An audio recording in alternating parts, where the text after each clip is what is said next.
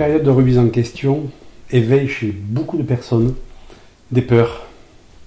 La peur de la contamination, la peur donc de la maladie, la peur de manquer, la peur du lendemain. Mais au final, qu'est-ce qu'on a derrière toutes ces peurs? Eh bien, c'est la peur de la mort, qui se manifeste même chez des personnes par des angoisses. Alors, ne quittez pas, on va aborder ce sujet.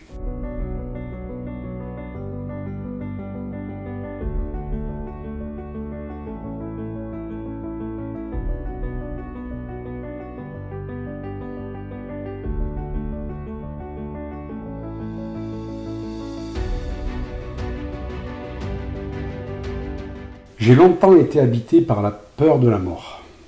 Enfant, je rêvais, je cauchemardais même que je dérivais comme ça dans l'univers, sans combinaison, hein. Un peu comme dans le film Gravity avec George Clooney, je ne sais pas si vous l'avez vu, mais moi c'est la sensation que ça me faisait, je partais dans l'univers comme ça, dans l'espace, dans le confin, et ça m'a longtemps poursuivi cette peur. Et j'ai compris en fait avec le temps, que cette peur de mourir, en fait, c'était la peur du vide. C'était la peur du néant. Le vide après la mort, en fait. La peur de la mort, on ne le ressent pas tous de la même manière. Je regarde mon micro, il est bon. Certains sont paralysés par elle, et d'autres la démystifient en bravant le danger, comme ça, en allant vraiment au contact de la mort. Notamment, on retrouve ça dans les sports extrêmes. Il faut vraiment comprendre une chose, c'est qu'en fait, on n'a pas peur de la mort.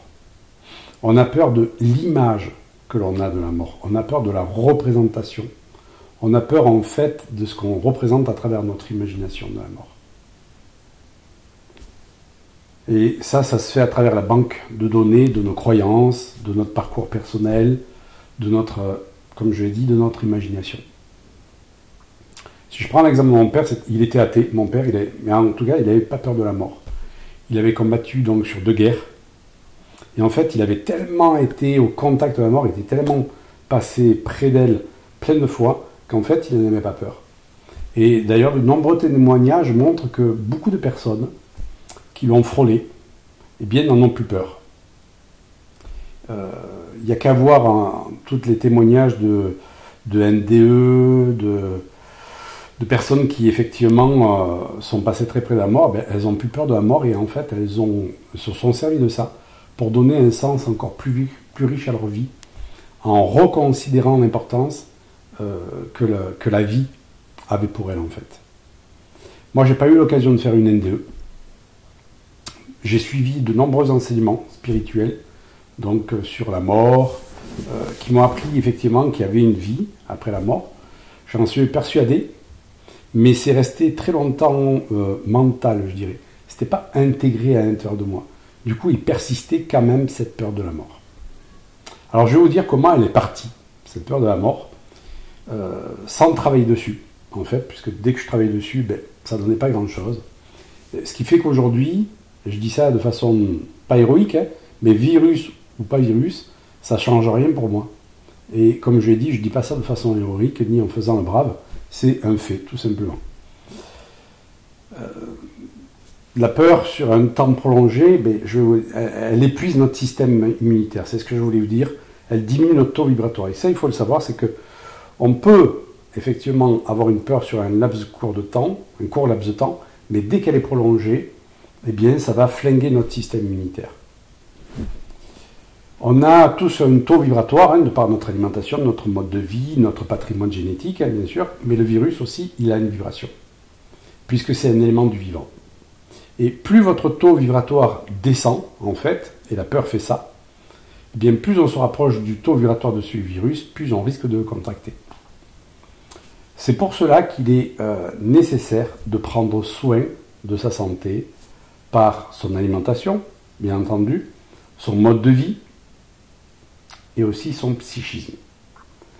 La peur de mourir, elle se dépose directement, surtout dans le poumon. Elle affaiblit donc tout le système immunitaire, bien entendu, tout l'organisme, mais surtout le poumon. On la retrouve dans le poumon. La peur n'évite pas le danger, on le sait bien. De ce fait, je prends aussi, je respecte les consignes. C'est pas un souci. mais en fait, j'ai pas peur du virus. J'ai pas peur d'être contaminé, sachant le virus ne veut pas de mal. La vie, elle ne nous veut pas de mal. Elle cherche juste à nous révéler, en fait, nos faiblesses et nos potentiels. Donc si j'ai fait cette vidéo, c'est vraiment pour donner un autre point de vue sur la psychose ambiante que l'on vit actuellement avec tout ce qu'on voit sur les réseaux. Mais cette vidéo, elle s'applique aussi, je dirais, à toutes les autres peurs. Il n'y a pas que la peur de la mort. Donc il faut différencier aussi la peur de mourir, parce qu'il y a des personnes qui n'ont pas peur de mourir, effectivement, et la peur de la mort pour ses proches. Et donc on peut ne pas avoir peur de la mort, de mourir en fait, mais on peut aussi être terrorisé à l'idée de perdre quelqu'un de proche. Et l'effet, je dirais, biochimique sur le corps, eh bien, sera exactement le même. Si on regarde bien, qu'est-ce qui se cache en fait derrière la peur de la mort?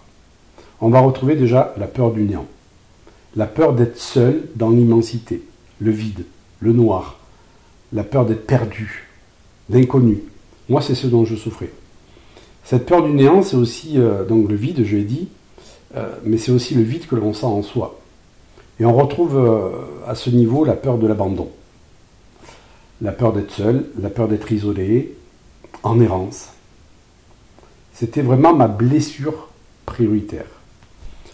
En second lieu, on a la peur de ne pas avoir vécu la vie que l'on désirait et que l'on quitte en fait cette terre trop tôt, sans avoir une vie riche, sans avoir une vie remplie. Car quand on a bien vécu sa vie, en fait, on a plus de facilité à se dire « Ok, je peux partir, j'ai vraiment bien vécu ». La troisième peur qu'on retrouve derrière, c'est la peur de ne plus voir les êtres aimés. La peur d'être séparé d'eux à tout jamais et de ne plus pouvoir leur parler, de ne plus pouvoir les toucher. Et le quatrième point que l'on retrouve, c'est la peur de souffrir en mourant. Soit parce qu'on en a vu souffrir des personnes dans notre famille ou dans des films, ou que soi-même, on a souffert dans une vie passée et on peut ramener ça d'une vie passée. Je vous en parlais tout à l'heure à travers les régressions que j'ai pu faire sur mes patients qui avaient la peur, donc la peur de mourir.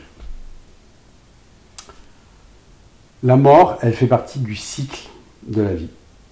La maladie fait partie du cycle de la vie. Les virus font partie de la vie.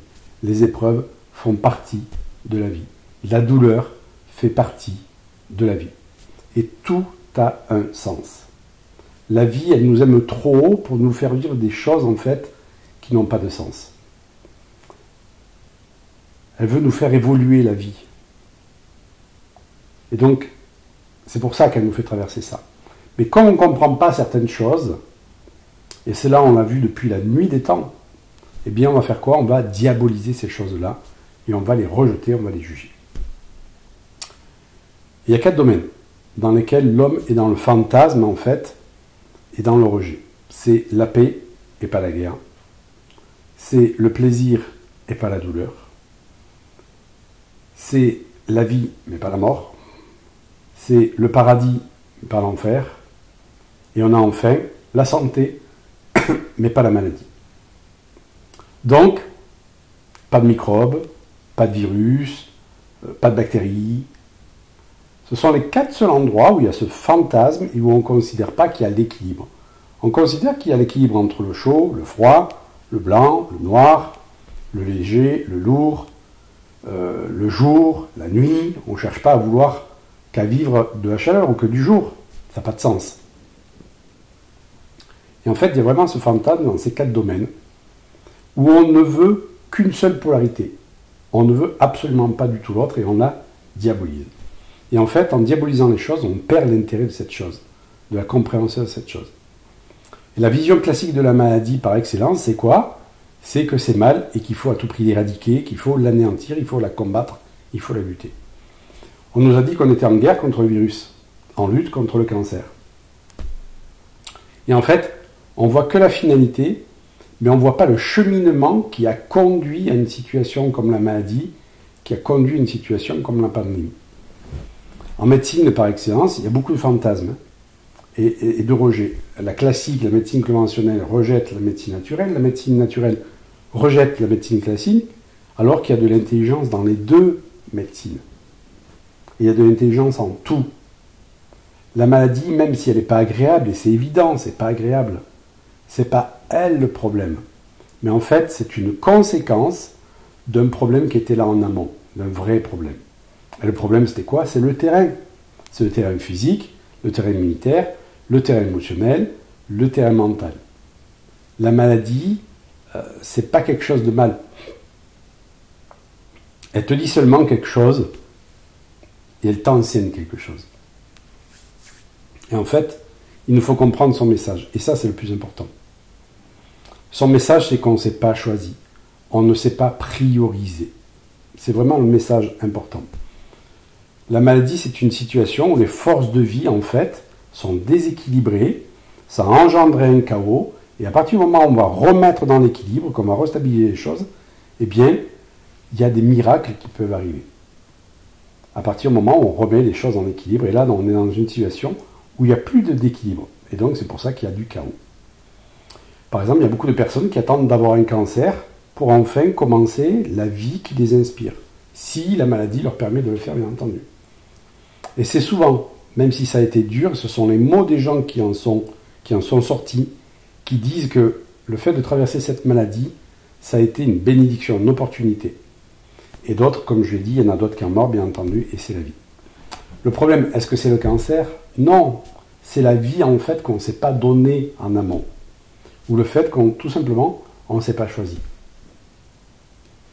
Et en fait, on a le fantasme d'éradiquer aussi toute peur. J'en reviens à la peur. Toute maladie, toute épreuve, tout virus, toute douleur, sans comprendre ce que ça veut nous enseigner. La peur, elle est utile au développement de l'humanité, comme la maladie, comme l'épreuve, comme le virus. Ça nous permet d'aller chercher notre potentialité et d'aller évoluer. Si je prends la dualité plaisir-douleur, par exemple, au niveau neurologique, le plaisir, il vient nous contenter, il nous soutient. Mais en fait, le contentement, ça nous fait stagner. Alors que l'épreuve, elle va nous mettre au défi, elle va nous faire évoluer, elle va aller chercher de l'intelligence en nous, elle va nous challenger. Donc on ne peut pas avoir du plaisir, seulement que du plaisir dans une vie, on a besoin aussi de cette épreuve, qui peut être la douleur, qui peut être la maladie, qui peut être le problème. Et en fait, la vie, elle veut nous faire évoluer, elle veut que l'on ose, elle veut que l'on avance, elle veut qu'on apprenne de nos échecs, elle veut qu'on réussisse, elle veut qu'on ose s'exprimer, elle veut qu'on exprime notre vraie intelligence. Elle nous aime trop pour nous donner que du plaisir et pas nous faire évoluer en fait. Et on a tendance à dire que la vie nous aime quand tout va bien et qu'elle nous déteste quand tout va mal. C'est tout simplement parce qu'on veut une polarité et on ne veut pas l'autre. Et ça, c'est pas possible.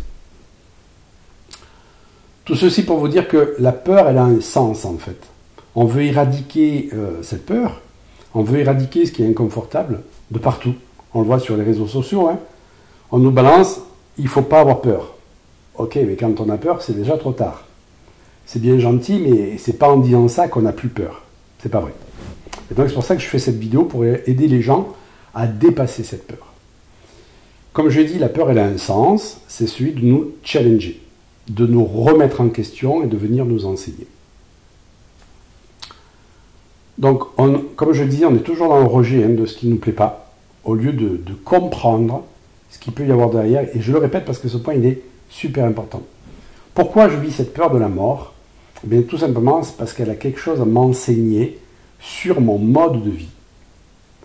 Et ce n'est pas la peur le problème, ni même la mort, puisqu'elle fait partie de la vie.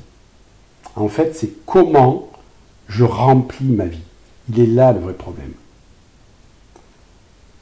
D'ailleurs, combien, je dirais, sont sortis de réelles crises, des NDE, des séparations, des licenciements, des maladies, pour enfin donner un réel sens à leur vie. Et cette période-là que l'on vit, elle nous ramène vraiment, je dirais, à cette conscience. Est-ce qu'on continue à remplir nos vies de choses vides ou alors de choses essentielles? Est-ce qu'on retourne à des valeurs essentielles? Et cette période, elle est là pour nous faire vivre ça. Et donc, comment franchir cette peur de la mort, c'est ce qu'on va voir. Il est bien question de sens à sa vie dans la peur de la mort, et c'est ce que je voulais rajouter, au point que beaucoup de personnes, je dirais, se suicident, car elles ne trouvent pas de sens, ou elles ne trouvent plus de sens à leur vie. La peur de la mort, c'est un peu comme un voyant rouge pour dire qu'on doit vraiment donner un sens à sa vie, profiter des siens, sans attachement. C'est vraiment un signal qui informe qu'il y a quelque chose à ajuster. Et en fait, comme je dis, on a toujours tendance à diaboliser la peur, on veut la chasser, sans pour autant la comprendre et sans pour autant comprendre ce qu'elle a à nous dire, cette peur. Moi, la peur, qu'est-ce qu'elle m'a dit, cette peur de mourir que j'avais? Elle m'a dit que j'avais la trouille de ne pas donner un vrai sens à ma vie, le temps qui m'était imparti à vivre sur cette terre. Et donc, la chasser, ça ne me servait à rien. J'ai pu vérifier en régression, donc de vie passée, et en rêve éveillé, que dans une vie passée, j'étais mort jeune. Et je n'avais pas pu réaliser ce que je voulais réaliser dans ma vie. Et donc, j'avais ramené cette conscience dans cette vie présente, c'est pour ça que j'avais peur de la mort. Et j'en parle de ça dans, effectivement, la vidéo sur les vies passées avec Aurore. Et donc, en faisant cette régression, ça m'a vraiment permis de comprendre que je n'avais pas de temps à perdre. C'est pas que je cours après les choses, c'est que vraiment, on n'a pas de temps à perdre. Même si je ne savais pas ce que je voulais faire, c'était important que j'aille donner un sens à ma vie. Et donc cette peur, maintenant, je la remercie. Je la remercie parce qu'elle m'a permis de faire ce cheminement. Elle a été pour moi un indicateur qu'il fallait que je remplisse vraiment ma vie et que le temps que j'étais sur Terre, en fait. Et parallèlement, je me disais que, et depuis tout petit ça, que être sur Terre pour naître, manger, bosser, se reproduire et mourir, eh ben, ça n'avait pas trop de sens en soi s'il n'y avait pas de continuité derrière cette mort physique, en fait. Derrière la mort physique. Donc, arrêtons de diaboliser la peur. La peur, c'est un phénomène physiologique, utile, à condition de la comprendre et de ne pas se laisser manipuler par elle. Et c'est ça qui est plus important. Il n'a jamais été dit qu'on ne devait pas avoir peur. Ça n'a jamais été écrit nulle part. Donc dire aux gens de ne pas avoir peur, c'est n'importe quoi. Puisque la peur, elle est physiologique. Il faut seulement avoir les moyens de la dépasser. Donc pour mieux la comprendre, et là on va aborder donc vraiment des outils, c'est nécessaire de l'étudier. Et donc on peut recenser 3 sortes de peur. Il y a d'abord la peur du danger réel. Celle-là, elle est utile, parce qu'elle va nous permettre de fuir, de combattre, ou alors si on a trop peur, d'être prostré face au danger. Si je vais seul dans la savane, la nuit, sans fusil, sans armes, tout seul, je risque d'avoir des problèmes. Là, la peur, elle peut me dire, attends, si tu y vas avec un guide, tu vas armé, tu prends des précautions. Donc cette peur-là, elle est utile. Seulement, cette peur-là, elle fait partie que 5% des peurs que l'on a dans notre vie. Et en fait, quand on a peur de l'adultère, qu'on a peur de l'échec, qu'on a peur de se planter, qu'on a peur de l'inconnu, qu'on a peur de rater un examen, on n'est pas dans une peur d'un danger réel. Il n'y a pas de danger réel. Mais le problème, c'est que c'est le même processus au niveau, je dirais, cérébral. D'ailleurs, beaucoup disent que la plupart des gens préféreraient mourir plutôt que de parler en public. Vous vous rendez compte un peu le truc? Alors, je ne suis pas sûr que si on met quelqu'un en bord d'un précipice, on lui dit maintenant tu sautes, ils ne préfèrent pas parler en public quand même. Les études, voilà, entre ce que les gens font et ce que les gens disent, il y a 2 choses. Donc dans cette pandémie, bien sûr, il y a des peurs. C'est évident. C'est évident. Mais je dirais, il y a des morts comme dans les accidents de la route, comme dans la grippe. Et on ne meurt pas automatiquement de ce virus, si on attrape ce virus. Il y a plein de cas de guérison. Il y a d'ailleurs plus de cas de guérison que de décès. Donc il faut vraiment réactualiser cette peur. Ensuite, il y a la peur du danger imaginaire. Ça, c'est Will Smith qui en parle dans une interview quand il va sauter en parachute. Je vous invite à aller voir cette vidéo.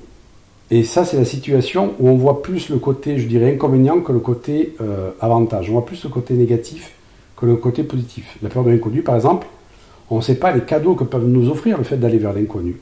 On voit tout simplement l'inconfort que l'on a de sortir de sa zone de confort. Et donc ça, c'est vraiment la peur du danger imaginaire. Il n'y a pas de réel danger, mais c'est nous qui nous l'anticipons du fait que notre cerveau, effectivement, nous permet de voyager dans l'espace et d'aller anticiper la peur qu'on peut avoir d'un événement qui arrivera dans 5 ans, par exemple. Chose que les animaux n'ont pas. Les animaux n'ont pas cette peur d'aller anticiper une peur comme ça. Et cette peur, elle est vraiment issue d'une déviation où on voit qu'un aspect des choses et on ne voit pas l'autre aspect. Le problème, c'est que, comme je viens de le dire, notre néocortex nous fait projeter la peur, alors que l'animal, lui, ne peut pas avoir peur de ce qui va se passer, sauf s'il pressent un tremblement de terre, par exemple. Mais dans 5 ans, il ne peut pas avoir peur de quelque chose qui va se passer dans 2 ou 5 ans. Alors que lui, l'humain, il peut anticiper de cette manière. Il va se stresser à partir de son canapé pour quelque chose qui va arriver dans plusieurs mois, dans plusieurs années, ou dans plusieurs semaines. Donc ce qui est important, c'est de répertorier la peur, dans quelle case on la met. Et on va voir bien entendu le troisième, puisque je vous ai parlé de 3 facteurs de peur. Et comme ça, on peut avoir peur toute sa vie, en fait, de mourir, alors qu'on ne sait pas quand est-ce que ça va arriver, on ne sait pas de quelle manière ça va arriver, on ne connaît pas ce qui va arriver après la mort, mais on va se stresser toute sa vie de la peur de la mort, alors comme je l'ai dit, on ne sait pas quand ça va arriver. Troisième facteur, c'est effectivement la peur qui est issue de fantasmes. Par contre, celle-là est utile pour nous ramener à une vision plus réelle des choses. Un exemple, j'ai jamais fait de randonnée, je me dis je vais monter le Kilimandjaro. Et là je me dis, oh là là, ça me fait quand même assez peur ce truc-là, à moins d'être inconscient, bien entendu. Et cette peur, elle est écologique en me disant, peut-être que tu devrais te fixer des objectifs un peu moins élevés et t'entraîner peut-être à la rando et faire ton Kilimandjaro dans 6 mois, 9 mois ou dans 1 an. Donc cette peur-là, elle va nous servir puisqu'elle nous ramène, je dirais, à une vision plus claire de ce qu'on peut faire. Donc 3 facteurs de peur. Et ça, c'est important, vraiment de classifier et de se dire, ok, est-ce que la peur que j'ai, elle est vraiment liée à un réel danger que je vis là, maintenant, à l'instant? Est-ce qu'à l'instant que je suis là, chez moi, confiné, là, je suis confronté à la mort? Posez-vous cette question. Alors, comment transformer la peur en pouvoir? On est incroyablement puissant au niveau de notre cerveau de par notre complexité cérébrale. Le problème, c'est que si cette complexité cérébrale n'est pas maîtrisée, eh bien, ça nous dessert et on en paye le prix. Et le prix, c'est la peur et c'est l'angoisse. Donc, il faut rééduquer, en fait, son cerveau. Comme je l'ai dit, on est la seule espèce à avoir peur sans stimuli extérieur. Alors qu'un animal, lui, va avoir peur avec un stimuli extérieur direct. Comme je l'ai dit, aucun animal va avoir peur de ce qui va se passer en 3 ans. Donc la première clé, c'est d'accueillir cette peur. Arrêtons de diaboliser la peur, arrêtons de la rejeter, elle a son utilité. J'ai peur de la mort, ok, c'est un fait. J'accueille cette peur de la mort. Elle veut me dire quelque chose, elle veut m'enseigner quelque chose sur ma vie, en fait, comment je vis. Et je vais l'observer. Je vais observer ce que je ressens. Je vais observer comment je me sens. Et ça, cette phase-là, elle est super importante. Je vais même chercher à nommer ce que je ressens de façon à pouvoir poser des mots dessus. Chaque fois que je vais poser des mots sur des choses, ça va faire baisser la pression dessus. Qu'est-ce que cette peur, elle a à m'apprendre sur moi? Le deuxième point, c'est d'aller communiquer avec la partie inconfortable en soi. Est-ce que c'est dans la gorge que je le sens? Est-ce que c'est dans le ventre, le plexus solaire? Est-ce que c'est dans les jambes, dans le dos, dans mon bassin? Allez dans cette région-là, communiquez avec elle, de savoir ce qu'elle a à vous dire et envoyez-lui de la lumière. Ça, c'est super important. La lumière va faire baisser la zone d'ombre dans ces parties-là et vous allez moins ressentir votre peur. Et vous allez respirer dans ces zones-là. Le troisième point, c'est de revenir dans le présent. Là, au présent, j'en ai parlé. Est-ce que je suis prêt à mourir là? Est-ce que la mort est là? Je suis chez moi, tranquille, avec les miens, etc. Il se passe des trucs à l'extérieur, il se passe des trucs à l'hôpital, etc. Mais là, ici, dans le cercle de mon salon, est-ce qu'il se passe quelque chose? Ça, c'est super important. Et de reprendre sa respiration consciente, ça permet de ramener ses sens là, ici et maintenant, et de ne pas aller dans le fantasme. Et donc, ça va passer par l'audition, ça va passer par la vue, Faites travailler ces sens-là. C'est les deux qu'on fait travailler le plus. Et vraiment, respirez pour ressentir la vie en vous. Vous respirez profondément pour ramener ici et maintenant. Et en fait, le dernier point est super important, c'est de changer ses perceptions. La situation extérieure, elle est ce qu'elle est, je l'ai dit. Il y a la pandémie, ça peut être une séparation, ça peut être un conflit, ça peut être un licenciement. Certains voient ça comme une catastrophe, d'autres vont voir ça comme une opportunité. C'est le regard que l'on a sur une situation qui conditionne en fait la situation. Une approche intéressante pour démystifier une peur, c'est de voir le pire du pire. Et ceci, je dirais, c'est valable pour toutes les peurs, quelles qu'elles soient, et surtout la peur de la mort. Donc, en ce qui concerne sa propre mort, on mourra tous un jour. C'est une évidence, c'est une vérité. Beaucoup vont me dire, ouais, mais le plus tard possible. C'est évident, je comprends. C'est pas pour rien. C'est parce qu'on veut encore profiter de la vie. On veut encore le remplir. Ce qui nous dit qu'on ne doit pas gaspiller, effectivement, le temps qu'on a, et Dieu sait qu'on en gaspille du temps, inutilement.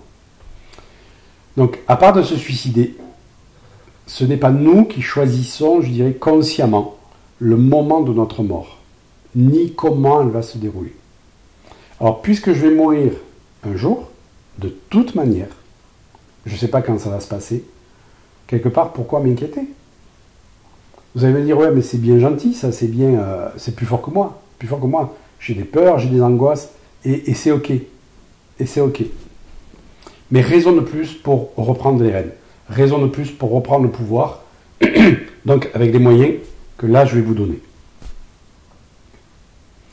Donc revenons en fait au fait de changer ses perceptions. Et quand je serai mort alors? Ben, quand je serai mort, je n'ai plus de soucis. Je serai débarrassé de tous les soucis liés à la matière. Waouh! Je ne verrai plus ceux, effectivement, que j'aime. Je ne pourrai plus les toucher, je ne pourrai plus leur parler. Et ça, c'est super flippant. C'est évident. Ouais, mais peut-être que je pourrais veiller sur eux. Peut-être que là-haut, je pourrais leur enseigner. Peut-être que je pourrais les inspirer.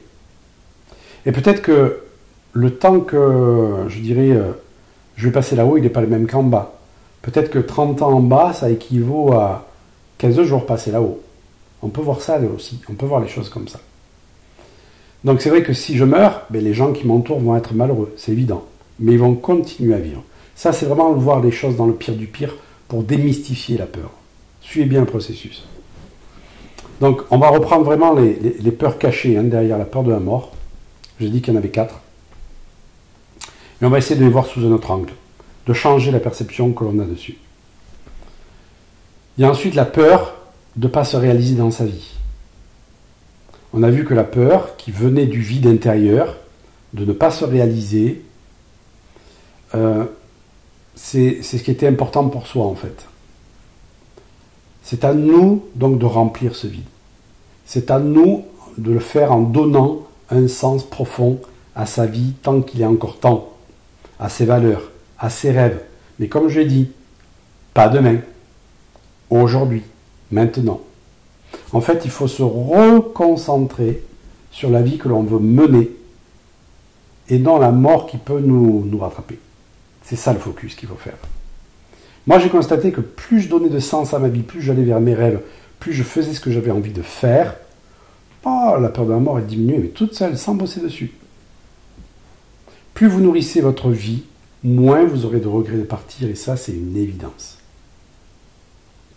Les enseignements spirituels peuvent aider, ils m'ont grandement aidé. Ils m'ont permis de mentaliser des choses, moins de les intégrer, mais en tout cas, ils m'ont aidé. Alors, ce n'est pas forcément des enseignements religieux, et c'est ok.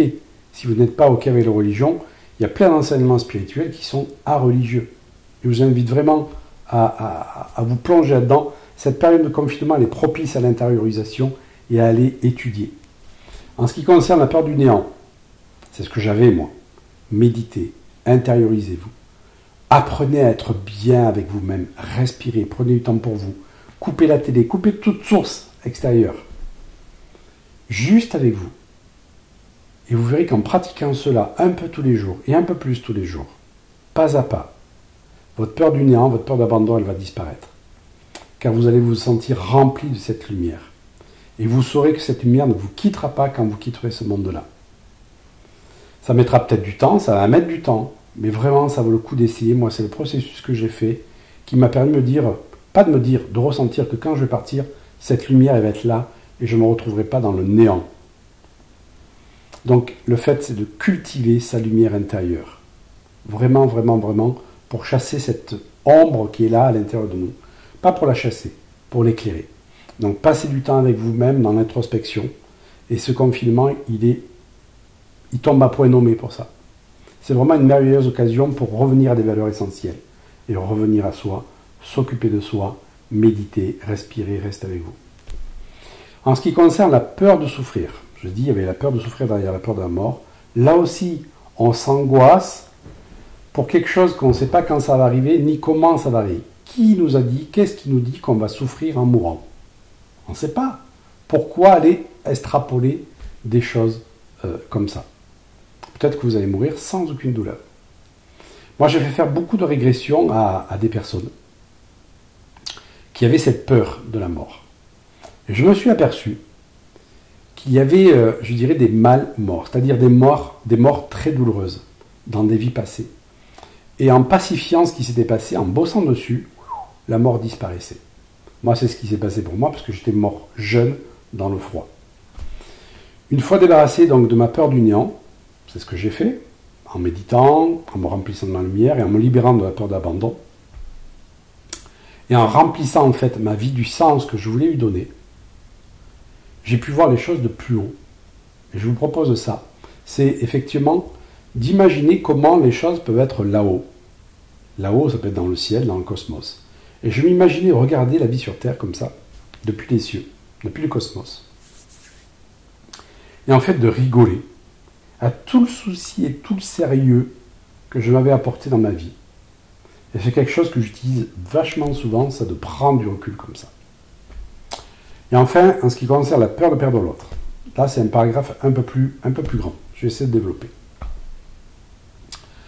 Beaucoup de personnes témoignent qu'elles ne pensaient pas se remettre du décès de quelqu'un de proche, de cher. Et pourtant, elles se sont aperçues que, avec le temps, la vie continuait. On n'oublie pas, mais la vie continue. Et en fait, sur quoi on pleure quand quelqu'un s'en va, c'est sur nous, c'est sur notre solitude, c'est qu'est-ce qu'on va devenir. Et ça, il faut vraiment être lucide et humble avec ça. On sait que de toute façon, un jour, tout s'arrête dans la forme physique, dans la forme matérialisée. Mais ça ne s'arrête pas dans la forme lumineuse. Nous allons vivre d'autres choses sous une autre forme après la mort physique. Cela ne veut pas dire, comme je l'ai dit, que on ne va plus penser à l'autre, à l'être aimé qui est parti. Mais l'autre qui s'en va de l'autre côté, la personne qui s'en va de l'autre côté, ne va pas vers le pire, bien au contraire. Alors, c'est vrai qu'une personne, je dirais, qui décède, surtout quand c'est un jeune, waouh, c'est difficile. C'est difficile. Et c'est évident parce qu'on a une vision de forme de ce qui est là, une vision de cœur, mais il faut avoir aussi une vision de fond. Et ça, c'est super important. Et une personne jeune qui décède, bien sûr, on trouve ça injuste. Mais il faut, en fait, s'occuper juste de ce que ça nous fait. De la tristesse, de sentiment de justice. Pas de s'occuper de pourquoi elle est morte jeune. On ne le saura pas. Donc, il ne faut pas s'occuper de ça. Juste se dire, qu'est-ce que ça vient me faire à moi? Sur quoi je dois travailler par rapport à ça? Sur mon détachement, sur le lien d'amour inconditionnel, sur le fait de rester dans un lien d'amour inconditionnel et non pas dans un lien de souffrance. Alors, il n'y a pas de juste ou pas juste. Je sais, moi, qu'il y a un plan parfait derrière tout et qu'un jeune qui s'en va, même si on ne le comprend pas là avec notre intellect, il y a un plan parfait derrière. J'ai un ami, moi, qui a perdu son fils de 15 ans. Et en fait, il a eu l'occasion de l'entendre via un voyant et via des états de modifiés de conscience en réveillé. Et son fils lui a donné plein de détails de sa vie terrestre pour bien montrer que c'était bien avec lui, qu'il était en communication. Son fils lui dit de ne pas s'inquiéter. C'était son choix d'âme de partir et que tout était ok. Il avait fini son cycle d'incarnation et tout était ok. Alors je ne dis pas que tous les jeunes qui décèdent, que ce soit dans cette pandémie ou dans plein d'autres occasions bien entendu, finissent le cycle de leur incarnation, c'est pas ce que je dis. D'autres choisissent par leur mort de venir enseigner à leurs proches. Et c'est ainsi que j'ai eu aussi une autre patiente qui avait un fils de 8 ans, qui est mort d'une tumeur cérébrale foudroyante. et qui m'avait témoigné que son fils, en fait, lui avait enseigné de très grandes choses par sa mort, notamment l'amour inconditionnel. Et donc les enfants sont de très grands enseignants, et la mort peut être une enseignante. Voilà, je ferme la parenthèse, et je reviens vraiment sur la peur de la mort, parce que le sujet, c'est pas la mort, mais la peur de la mort. Donc dans le conflit, l'épreuve, la peur, la séparation, je le disais, il y a toujours une richesse. Les personnes, je dirais, les plus souffrantes sont celles qui en font un problème. C'est vraiment notre vision et notre libre arbitre du choix de notre vision qui permet vraiment de désigner la qualité de notre vie, en fait. L'épreuve, comme la peur, ça cache toujours un trésor. Et ce qu'il nous faut faire, c'est changer de perspective. Et là, je vous ai donné des pistes pour changer de perspective et de voir les opportunités et surtout, pas que le côté négatif des choses. C'est ça qui est important. Et quel est le plus beau cadeau que l'on a en tant qu'humain? C'est vraiment d'apprendre pour évoluer. Et ça, c'est super important. Donc, d'apprendre aussi par l'expérience que tout se transforme. La vision que j'ai d'une chose, elle peut se transformer. La peur de manquer, la peur de l'échec, la douleur, la peur de la mort, la séparation, la douleur d'une perte d'emploi, tout se transforme. La vie, elle veut quoi en fait? Qu'on ose, qu'on échoue, qu'on réussisse, que l'on rit, que l'on pleure, qu'on soit triste, qu'on soit gai, qu'on se sente vivant, qu'on ose être soi-même. La peur de mourir, en fait, elle est là pour nous dire, ben, perds pas de temps pour vivre tout ça, quoi. Fais-le. Alors moi, ce que je pratique, à mon humble niveau, c'est vraiment d'avoir de la gratitude tous les jours pour la vie que j'ai. D'avoir de la gratitude pour tout ce qui m'arrive. Et je m'en sers vraiment pour aller vers ce qui m'inspire le plus possible. Prendre soin de mon alimentation, de mon hygiène de vie, de mon sommeil, de mon corps, prendre soin de mon psychisme. Vivre la vie qui me permet de me sentir fier de moi. Ça, c'est important. De comprendre en fait aussi les feedbacks de la vie pour éviter des attaques de la réalité, des petits signes qui vous montrent que vous êtes sur le bon chemin ou que vous n'êtes pas sur le bon chemin, que vous devez réactualiser les choses, que vous devez les peaufiner, les rééquilibrer. D'avoir libéré mon passé en considérant les opportunités, je dirais qu'il m'a apporté ce passé, et en transmutant ce passé. Et en fait de faire confiance à la vie, car je me dis que de mon côté, je fais tout ce qui en est en mon pouvoir pour honorer la vie qui m'inspire, de façon en fait à ne pas avoir de regrets. Et je me dis que si j'honore la vie, eh bien elle m'honorera d'une belle mort. Et c'est ce qu'elle nous demande. Et à travers la peur de la mort, la vie nous demande de l'honorer. Pour moi, la peur de la mort, elle m'a conduit à aimer encore plus la vie, vraiment. Et de me dire que je n'avais pas de temps à perdre. Et c'est pas mental ce que je vous dis, c'est vraiment la viscérale. Alors, construisez la vie qui vous inspire, c'est super. Faites-le. Et déconnectez-vous aussi de l'inconscient collectif. À quoi ça sert de regarder BFM TV 3 fois par jour? Ça entretient quoi? La peur, les basses vibrations, ça fait baisser votre taux vibratoire. Occupez-vous de choses plus importantes. Restez centré sur ce qui vous anime, sur ce qui vous nourrit. Et cette période-là, c'est l'occasion rêvée pour celles et ceux qui ont envie vraiment de s'en servir comme un tremplin. Alors oui, il y a ceux qui râlent, ceux qui vous font passer plein de trucs ou on dénonce plein de trucs. C'est pas ça qui est important. Ce qui est important, c'est vous avec vous et qu'est-ce que vous voulez donner comme sens à votre vie. Alors plutôt que d'anticiper sur ce que le virus pourrait faire et de regarder, je dirais, le nombre de morts qu'il y a tous les jours, il y a des morts dans le monde, il y a des morts de la faim et on n'en fait pas tant un pataquès. Donc, recentrez-vous sur ce que vous avez envie de faire de votre vie, recentrez-vous sur ce que vous n'avez jamais osé faire, en vous promettant de le faire là, maintenant, et encore plus dès le confinement fini, puisque ce confinement va bien entendu s'arrêter, c'est une évidence, la vie reprendra son cours et ça a toujours été comme ça. Posez-vous sur vos priorités, retournez à des valeurs essentielles. Moi, je m'en sers pour ça. Et cette peur de la mort, je vous dis, elle m'a permis en amont, bien avant ce confinement, comme je l'ai dit, de me poser les vraies questions sur mes priorités, de remplir vraiment la vie du sens que je voulais lui donner et me remplir de lumière pour effectivement pas ressentir qu'il pouvait y avoir de l'ombre de l'autre côté. Voilà, j'espère que cette vidéo vous sera utile. Elle m'a été inspirée cette nuit, j'ai voulu la tourner aujourd'hui. J'espère qu'elle va aider le plus grand nombre pour effectivement ne pas se laisser happer par la peur, mais plutôt s'en servir comme un tremplin pour revenir effectivement à soi, se recentrer et s'aligner. N'hésitez pas à commenter, à partager, à liker, à vous abonner.